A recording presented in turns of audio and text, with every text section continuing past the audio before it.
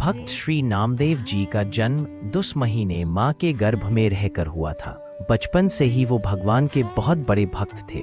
उनके मुख पर हमेशा विट्ठल विट्ठल का नाम रहता था। नामदेव जी को हर चीज में सिर्फ भगवान ही दिखते थे। हर वस्तु में, हर इंसान में, प्रकृति में, भूत प्रेत में भी उन्हें भगवान के दर्शन होते थे। भक्तमाल कथा में भक्त श्री नामदेव जी की एक बहुत ही अद्भुत लीला का वर्णन मिलता है। एक बार की बात है, श्री नामदेव जी मंदिर में भगवान विट्ठल के कीर्तन में मग्न थे। आधी रात को अचानक उनके घर में भयंकर आग लग गई।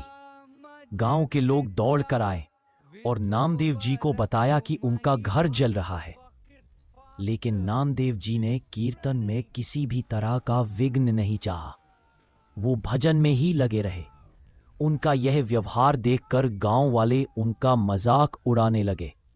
लोग कहने लगे, यह कैसा पागल आदमी है, इसे अपने घर की जरा सी भी परवाह नहीं। लेकिन पड़ोसी अपनी जान पर खेलकर उनका घर बचाने में लग गए। जो भी सामान बच सकता था वो सब बाहर निकाल कर रख दिया। कीर्तन समाप्त होने के बाद नामदेव जी अपने घर पहुंचे। आग की बड़ी बड़ी लापतों में भी उन्हें भगवान दिखने लगे। पड़ोसियों ने जो सामान बाहर बचा कर रखा था, नामदेव जी उसे भी उठा उठाकर फिर से आग में अर्पण करने लगे। घी, मेवा, फल सब कुछ आग में डालने लगे और बड़ी प्रसन्नता और आनंद के साथ आग की लापतों को देखने लगे।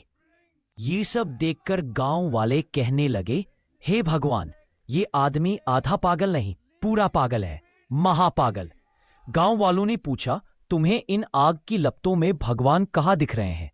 तब भक्त श्री नामदेव जी ने विनम्रता से कहा, ये जो काला काला धुआं उठा रहा है, यही मेरे काले कन्हैया है, और ये जो लाल और पीली लपटें हैं, यही मेरे ठाकुर जी का पीतांबर है, और ये जो चटपट की आवाज आ रही है, यही कन्हैया के चरणों की ध्वनि है। ये सुनकर सब गांव वाले वहां से चल गए।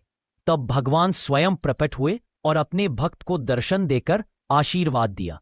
अपने भक्त की अपर श्रद्धा और लीला देखकर भगवान बहुत प्रसन्न हुए।